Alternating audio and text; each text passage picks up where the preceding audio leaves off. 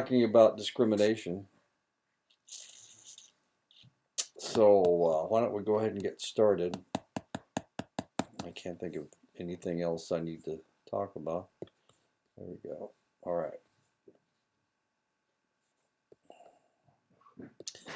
Prejudice and discrimination, disliking others, chapter 4. This is in the Miller textbook.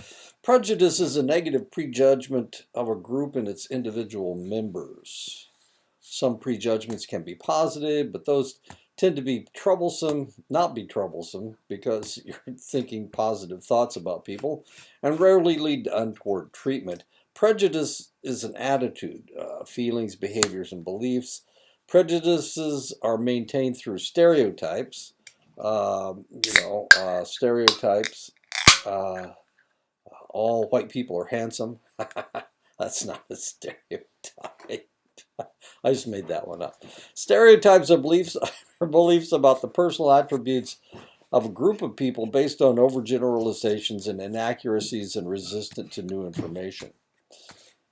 The pariah of England, of India, the untouchables or Dalit were the outcasts or people beyond the caste system.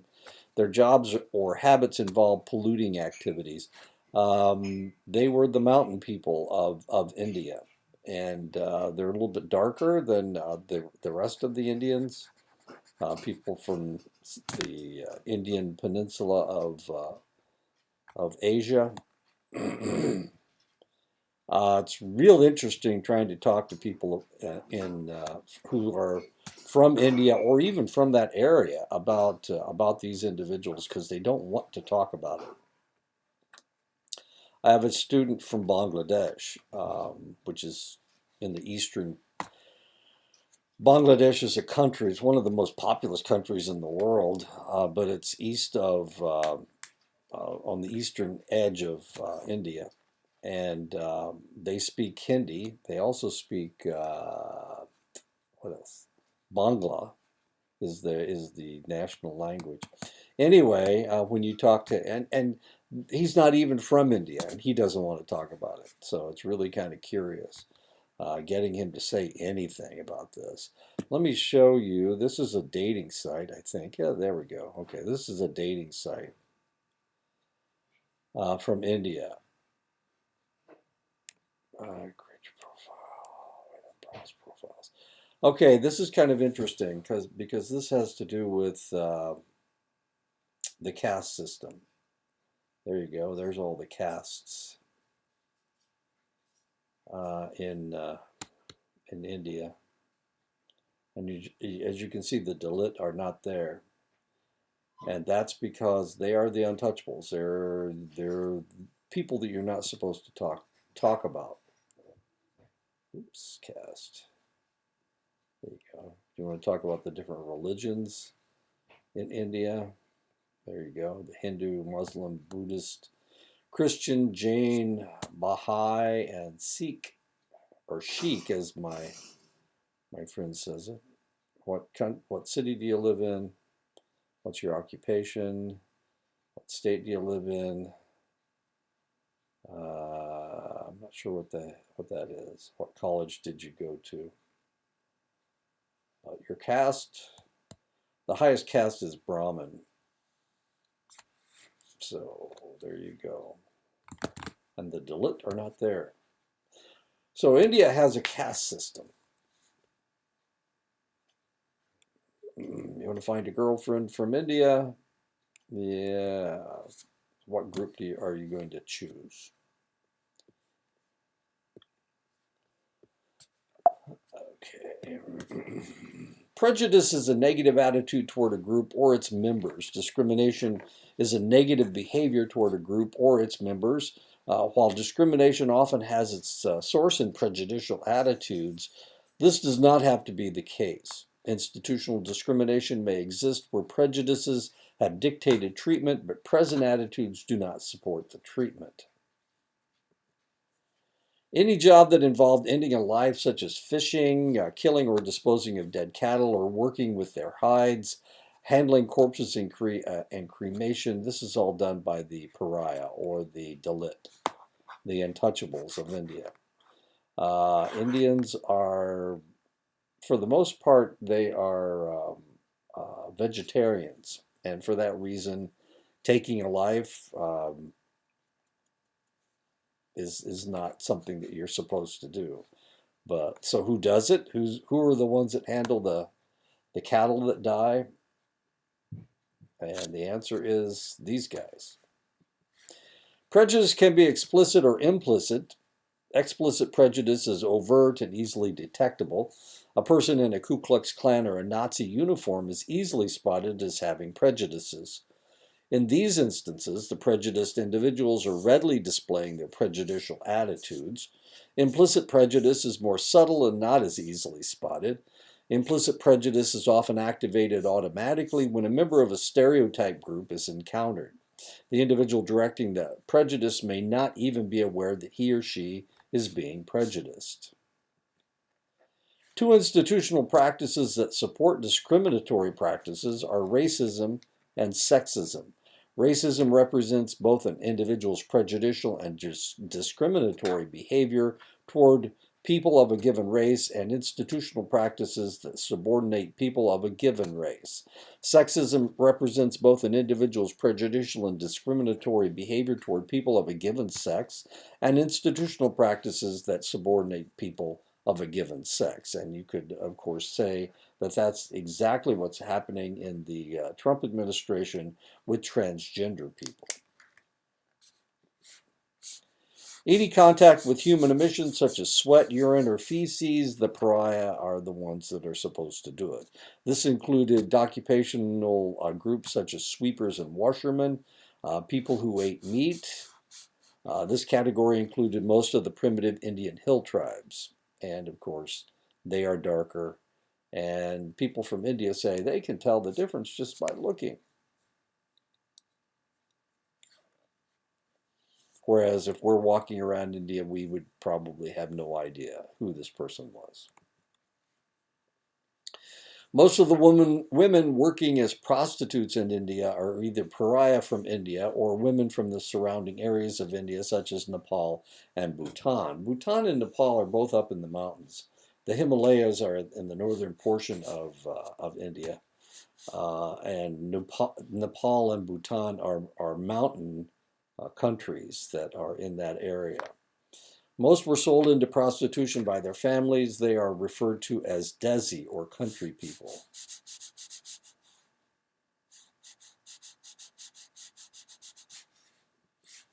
Racial prejudice is prejudice against people of a specific race or ethnicity. Racial prejudice has led to some fairly horrendous genocides throughout the world. Racial separation was one of the hallmarks of the United States that persisted well into the 1970s. With a history of 400 years of racial separation, it is unrealistic to assume that old wounds will heal automatically. Between the Civil War and civil rights, this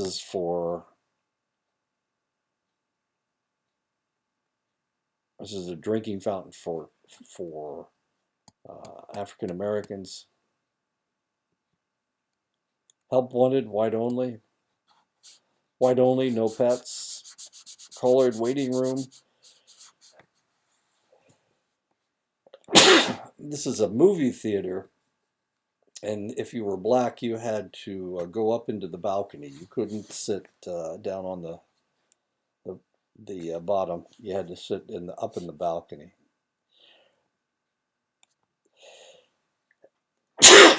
Excuse me.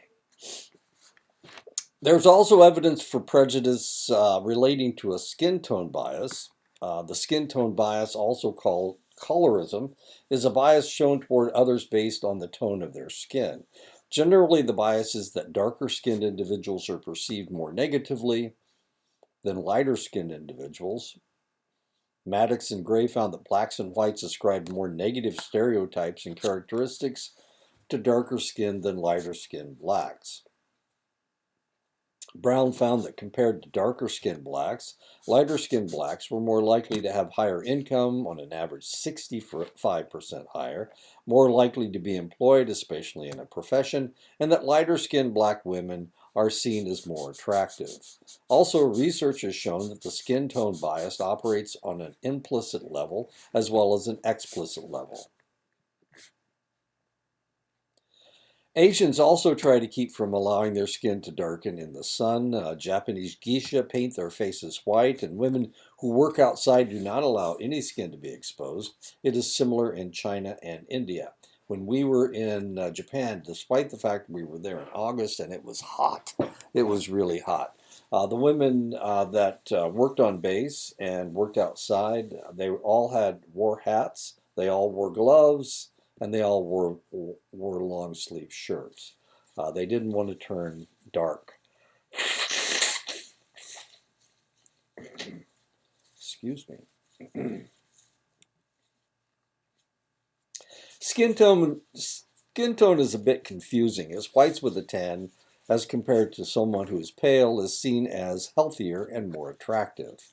However, this has not always been the case, as suntans meant peasants doing manual labor. It wasn't until the 20th century that tans began to be seen as healthy and attractive. A good example is your president right now. Donald Trump is orange, and he uses a tanner. He uses a spray tan. Now you might ask yourself, why in the world would he do this if being pale is a good thing? And the answer is pale isn't a good thing as far as white people are concerned. So you need to look like you've got a tan, even if it's an artificial tan. In 1998, 7,489 hate crime incidents occurred in the United States. In 1997, Gallup polls showed that half of African Americans had experienced some form of prejudice within the previous 30 days. In the same time frame, 10% of whites showed outward disdain for blacks. Of the three most numerous minorities in the United States, blacks tend to suffer the most severe racial discrimination. Excuse me. Western culture has primed us to think of prejudice in terms of certain groups being the perpetrators of prejudice and other groups being the targets of prejudice. It is common to think of whites as being perpetrators of prejudice against blacks, or for Christians to direct prejudice against Muslims. Even though we all can fall prey to prejudicial attitudes, the psychological literature has focused on white prejudice toward blacks. This has occurred primarily because the prejudice of whites against blacks has historically been a larger societal problem than the reverse. White prejudice was institutionalized into laws that systematically oppressed blacks for generations. And examples of that, of course, are slavery and Jim Crow laws. In 1998, 7,489 crime incidents. Wait a minute, I just said this. Whoops. Okay, here's the 2012 FBI stats on hate crimes.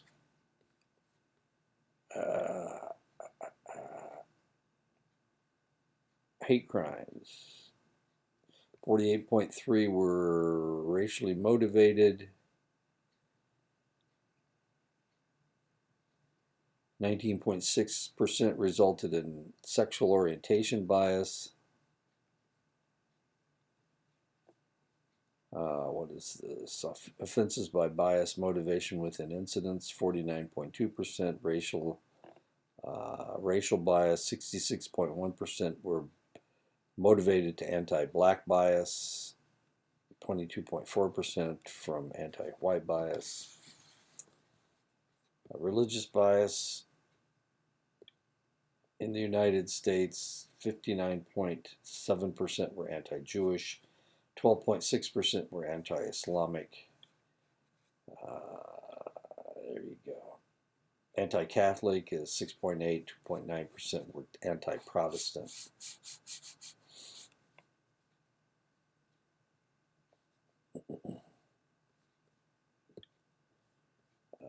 Here's the hate crime statistics from 2017.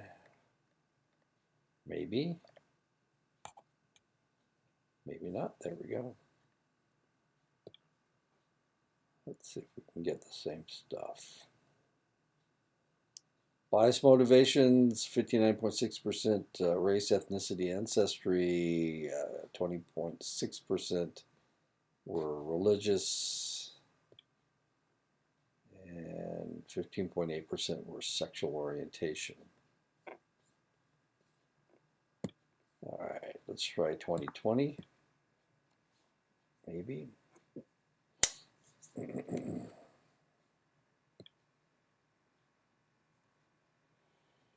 Anti-black, as you can see, lots. Anti-Jewish, 28%. Anti-Muslim, 38%.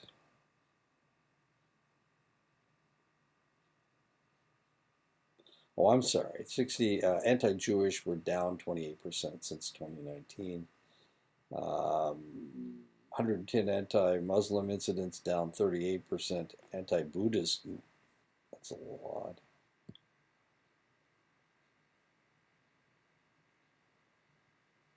And there you go. There's the statistics again.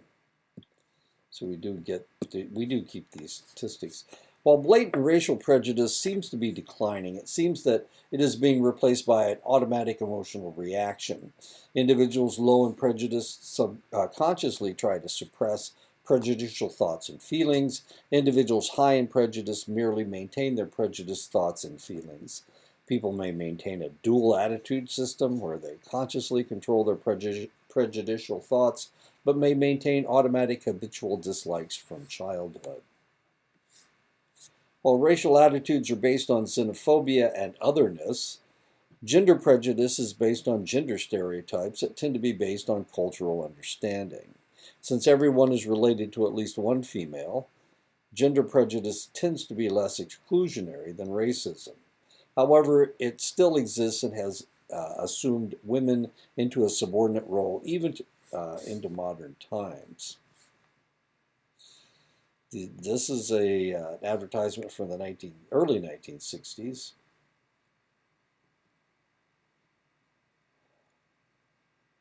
Is it always illegal to kill a woman?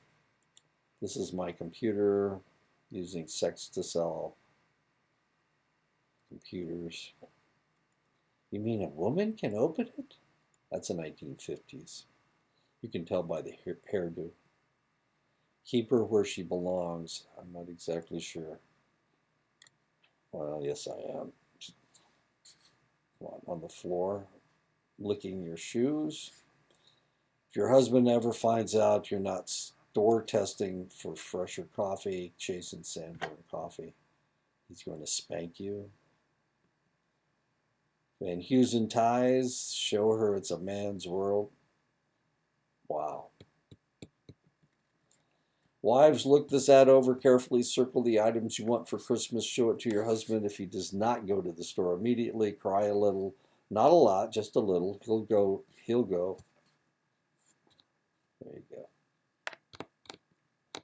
Sooner or later, your wife will drive home. One of the best reasons for owning a Volkswagen. Blow on her face and she'll follow you anywhere. Wow. Tipperillos. Tippalettes. Train your wife in 5 easy lessons. This lady has only an apron on.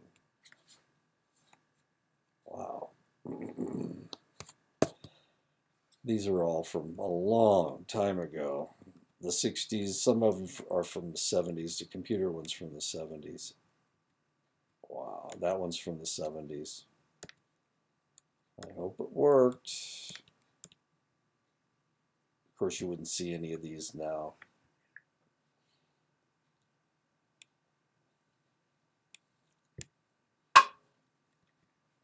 Whoops. One of the insidious aspects of gender prejudice is that females tend to maintain strong female stereotypes just as readily as men do. Attitudes toward women have changed as rapidly about women as the attitudes dealing with racial discrimination. However, most women do not feel discriminated against. That is something that happens to someone else.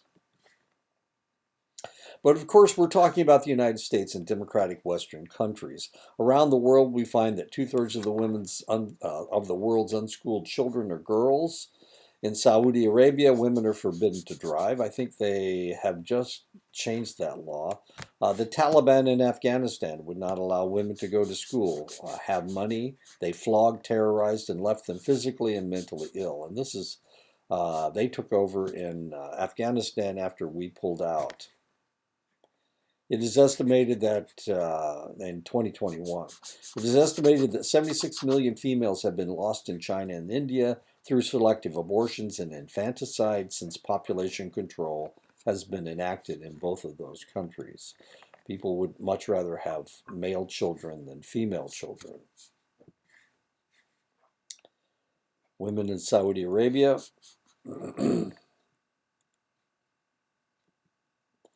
Unequal status breeds prejudice. From time immemorial, masters have rationalized slavery by viewing their slaves as lazy, irresponsible, and lacking ambition. Though it is the economic inequalities that create the social inequality, those in power justify their wealth and power by stereotyping those without as lacking the drive for success. People tend to respect the competence of those high in status and like those who agreeably accept lower status. And we're seeing that right now in politics. Unequal status breeds prejudice from time. Wait a minute, I just said this. Religion and prejudice. Studies in the 1990s found that church members express more racial prejudice than non-members. Those professing traditional or fundamentalist Christian beliefs express more prejudice than those professing less traditional beliefs. In 1982, a study found that faithful church attenders were less prejudiced than occasional attenders. The clergy were the most likely to oppose Hitler and were the most likely to support civil rights movements. Gordon Allport sees the victims of racial discrimination reacting in two basic ways. Those that blame themselves tend to withdraw, participate in self-hate, and aggress against one's own group. Those that blame external causes tend to fight back, maintain a suspicious attitude, and increase group pride. When faced with a situation that might be prejudicial, the individual being discriminated against may react to the possibility by performing badly and losing their confidence. This is referred to as stereotype threat. Stereotype threat has been demonstrated in experiments, a form of self-fulfilling prophecy. Humans are gregarious. We like and need to live in groups.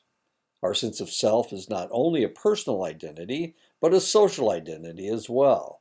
Social identity is the group we identify with.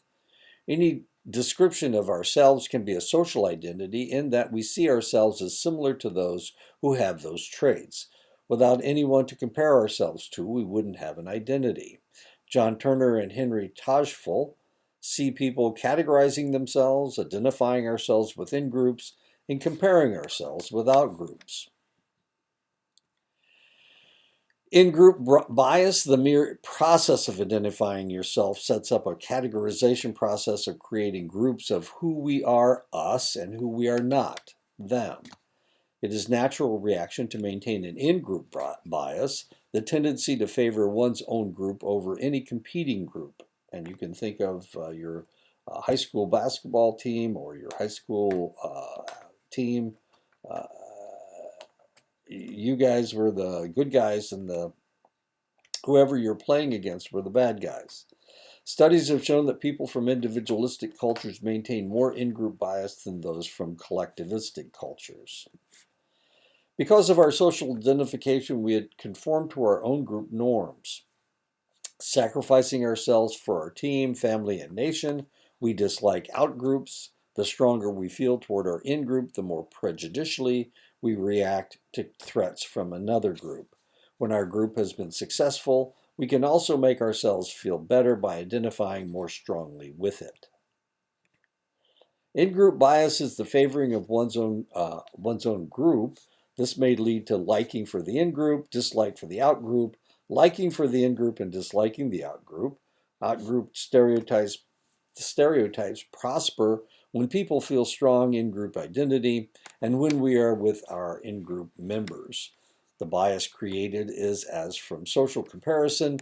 The better your group is, the worse an out-group seems. Once established, prejudice is maintained largely by inertia. When the society accepts a prejudice, most people will follow the path of least resistance and conform to the idea. They will act not so much out of a need to hate as out of a need to be liked and accepted.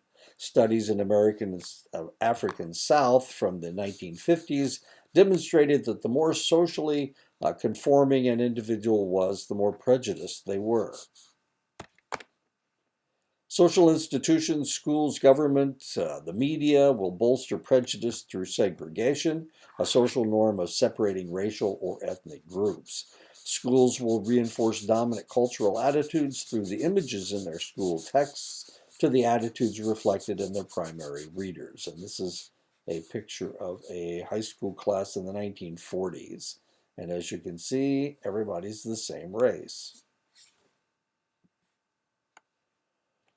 Fun with Dick and Jane.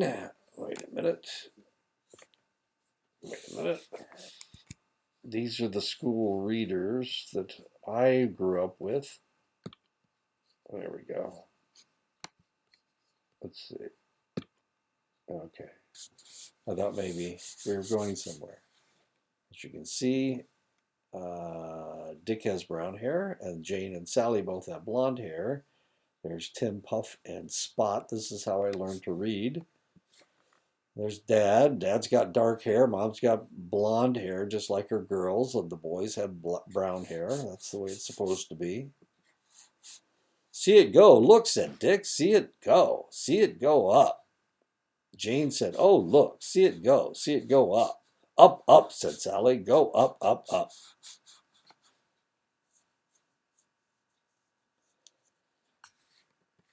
And there's the policeman bringing Sally home. She disappeared. Frustration and aggression. These are the school books that I learned on. And as you can see, everyone is very white. Frustration and aggression, the scapegoat theory. Researchers looking at the economic situations in the South between the Civil War and the Great Depression discovered that lynchings were more likely to take place when cotton prices were low and frustrations were high. When unemployment is low, societies accept more diversity and pass more anti-discrimination laws. During times of social upheaval, minority populations become readily available scapegoats to blame for a population's frustration. The defeated South targeted their former slaves. After Germany's defeat in World War I, the minority they chose to target were Jewish people. This may occur because when one group is frustrated, any success of the minority group is seen as adding to their frustration. And this is a cartoon from between the wars in Germany.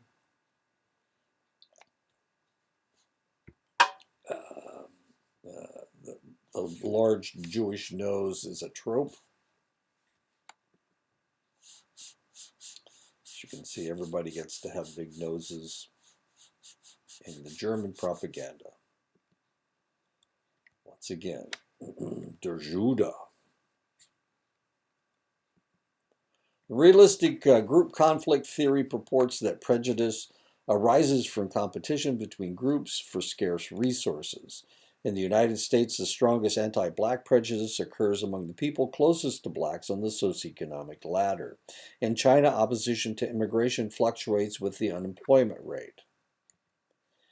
To perceive ourselves as having status, we need people below us. When our status does not allow us to feel superior, prejudice does.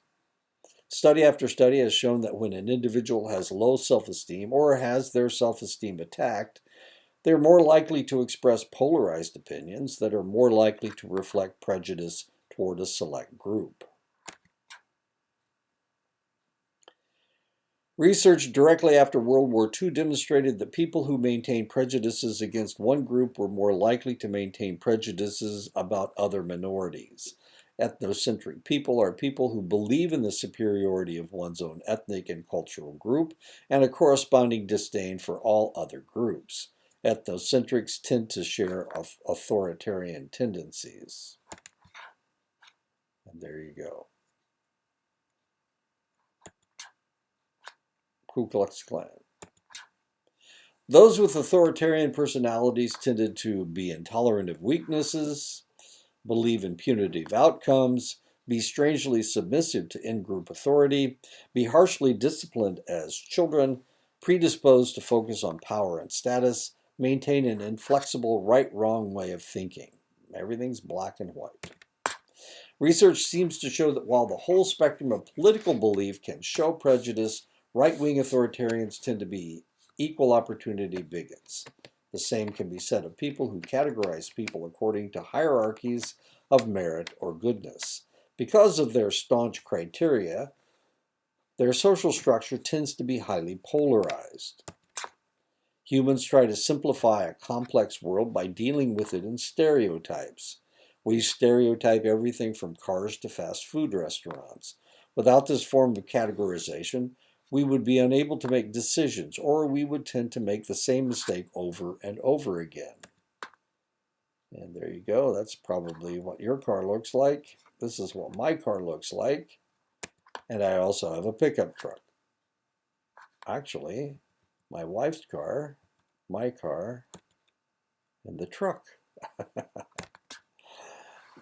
We find it especially easy and efficient to rely on stereotypes when pressed for time. Preoccupied, tired, when we're pressed for time, when we're preoccupied, when we're tired, when we're emotionally aroused, when we're too young to appreciate diversity. Because of our social structure, Americans tend to automatically categorize people by racial ethnicity and gender. It is common when seeing objects in a group to see them as more uniform than they really are. When this is done with people, it may create the outgroup homogeneity effect.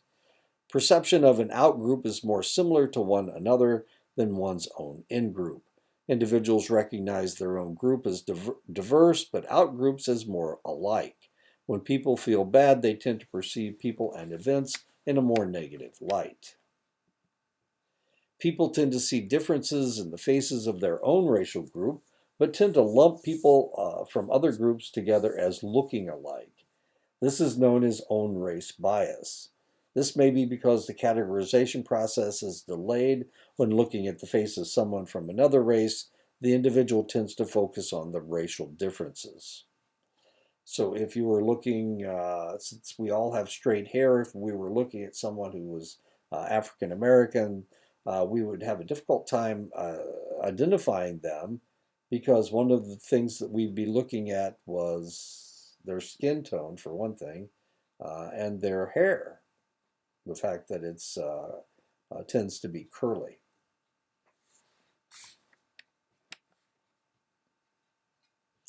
Now, if you look at this picture and you think, wow, they all look alike, it's because they are all the same person, actually.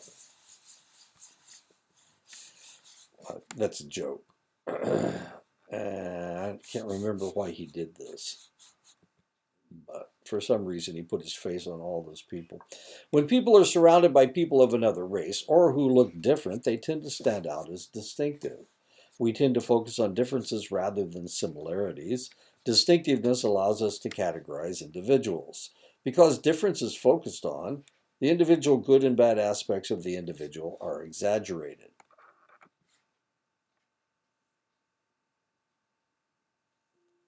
This was huge. This is Miss America, the Miss America pageant in Japan, and guess who won? She won, and everybody was really, really, really upset. She is actually from Japan, and I think her mother's Japanese. She sure is skinnier than everybody else. Anyway, she won, and the Japanese were livid. Number one. As we were talking about stereotypes and prejudice, it must be remembered, I think she stepped down, and it's because she didn't look like a traditional Japanese woman. As we're talking about stereotypes and prejudice, it must be remembered that people vary in stigma consciousness. They may hold stereotypes, but they may not assume that very many people will fit into their stereotype. The reverse of this is that people who see themselves as the victim of prejudice will tend to see themselves as frequent victims. A factor associated with prejudicial attitudes is social dominance orientation. Social dominance orientation is the desire to have one's in-group in a position of dominance or superiority to outgroups. High social dominance orientation is correlated with higher levels of prejudice. Research shows that one's social dominance orientation correlates with prejudicial attitudes. The higher the SDO score, the more prejudice that is manifested. SDO has been found to correlate with a wide range of prejudices, including a generalized prejudice and specific prejudices against individuals with a same-sex orientation and the mentally disabled.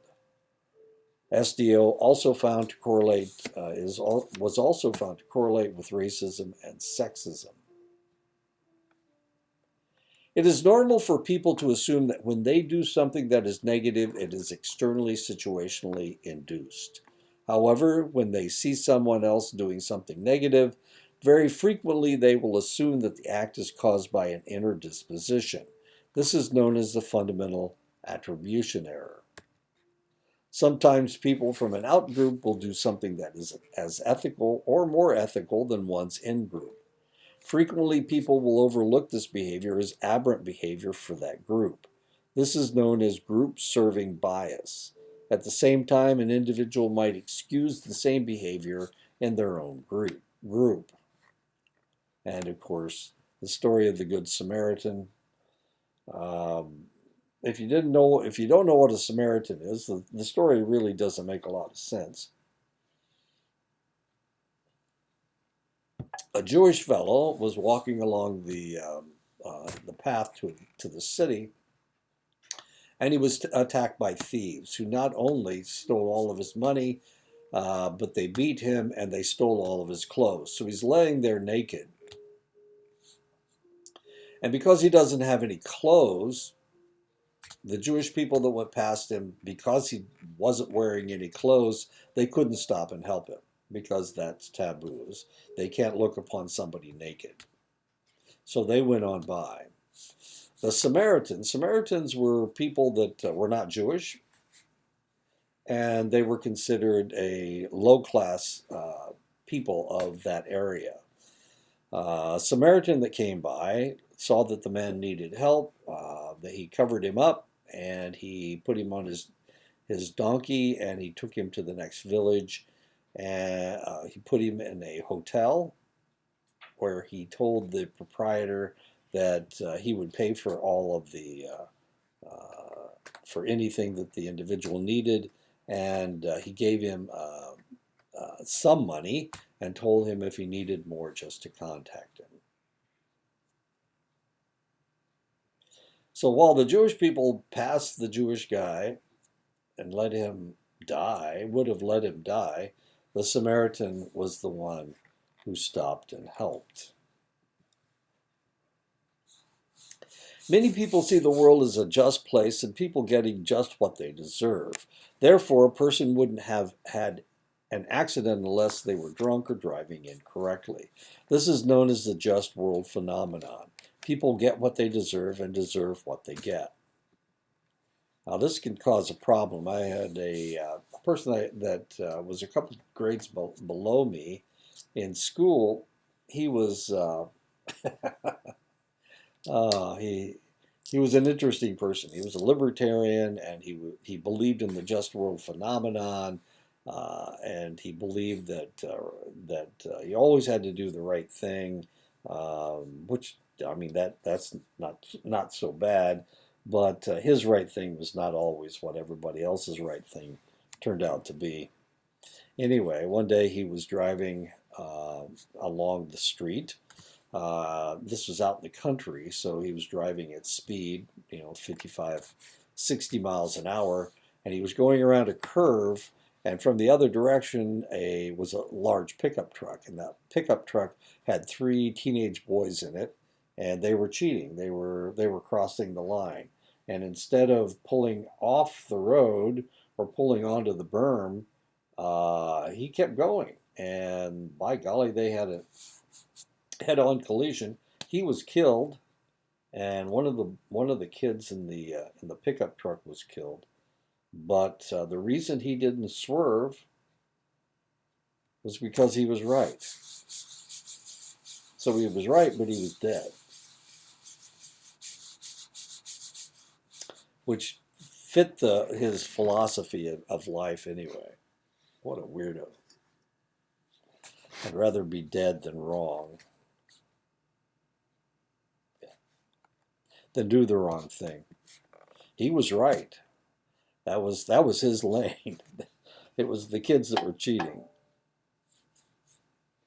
but he's the one that died. People who maintain staunch stereotypes seem to be able to maintain them despite the evidence to the contrary. Often they do this by subtyping the stereotype. Subtyping is accommodating individuals who deviate from one's stereotype by splitting off a subgroup stereotype. Middle-class blacks, feminist women. It was really kind of interesting. I had a friend that was, geez, he was prejudiced. I can't tell you why he was my friend. I have no idea. But he hated black people. He was from West Virginia, hated black people, said all these negative, horrible things about black people. But he had a friend from Africa, and that was the subtyping. So anytime I was arguing with him that this is incorrect, black people, not all black people act this way. He would bring up his friend, and he would say, "Well, this is what Jonah thinks. This is what Jonah says," and of course that was supposed to shut me up because he had a black friend who agreed with him. He was a subtype. Some people will take one experience and generalize it into a group stereotype. This is known as illusory correlation, the false impression that two variables correlate. The media will sometimes create illusory correlation by accentuating differences more readily than similarities. While the media may be seeking sensationalism, in the less astute, they may be creating illusory correlations about a population. And this is kind of what Trump did after the airplane crash, where the plane crashed into the Black Hawk helicopter. He was saying the reason they crashed was because of Joe Biden and Joe Biden's policies. Of course, he's correlating these two. He's creating an illusory correlation between transgenderism and the airplane crash. And we're going to get the answer as to what happened tomorrow, I think. They're supposed to publish their findings as to why they crashed into each other. Normal cognitive functioning leads inevitably to the development and maintenance of social stereotypes.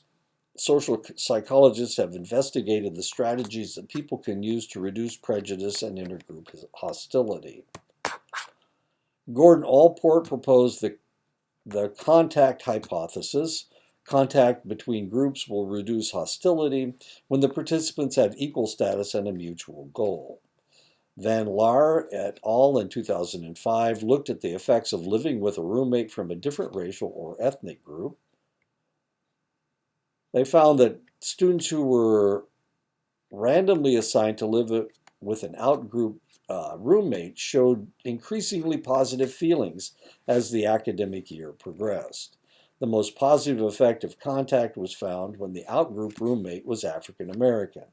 Even better, the increasing positive attitudes toward African Americans were found to generalize to Latinos. And of course, I told you the story about living in the dormitory. All the fraternities were segregated, so all the African Americans lived in the dormitory, and that's where I lived. And because of that, well, I was not prejudiced before, but because of that, I learned a lot more than the fraternity guys did, because they weren't ever around these guys, the African American fellows. A potential benefit of in-group contact is that it may help slow down the intergenerational transmission of prejudice. Research shows that prejudice is transmitted from parents to children, and that many of the transmitted prejudices are related to authoritarian personality characteristics transmitted from parent to child. Daunt and Van Hyle had Belgian parent-adolescent dyads complete a number of measures of right-wing authoritarianism, prejudice against immigrants, and the amount of positive contact with immigrants. Daunt and Van Hyle found that positive intergroup contact moderated the amount of prejudice directed at immigrants by adolescents. Dehumanizing people makes it easier to be prejudiced, even to carry out the worst atrocities. Humanizing people, personalizing them, perhaps can reduce stereotyping and prejudice. Research clearly shows that this is so. Personalizing out-group members reduces prejudice. We understand that we and they have a shared humanity and that we all feel the same joys and pains. Personalization works best when it targets emotions, such as empathy.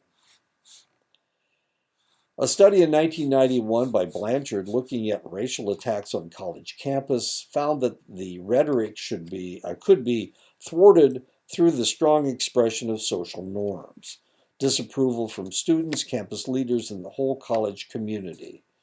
Though racial stereotypes are automatically activated and resistant to change, social norming against stereotype can reduce its impact. The conservative right often refers to this rejection of stereotypes as cancel culture.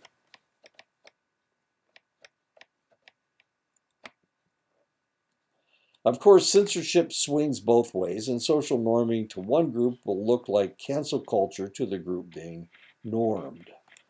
It is usually the discourse created by the canceling and norming that leads to social shifting. Perhaps there is no better example of shifting social norms and prejudice reduction than the issue of same-sex marriage. Over a period of time, acceptance of gay marriage increased markedly in the United States. A poll done in 2003 showed that 58% of Americans opposed same-sex marriage, but a second poll taken in 2013, just a decade later, showed that the percentage had dropped to 44%. In the decade between 2003 and 2013, a number of states had legalized same-sex marriage, and there was increasing acceptance among the U.S. population for same-sex marriage. This increasing acceptance culminated in the 2015 Supreme Court decision legalizing same-sex marriage. Another strategy employed to reduce prejudice is training individuals to associate positive characteristics without group members or to dissociate negative traits from those members. This strategy has been adopted in many contexts: industries, colleges, and universities, and even elementary and high school programs emphasize diversity and attempt to improve intergroup relations and reduce prejudice and stereotyping. And of course, the current administration is trying to do away with diversity training.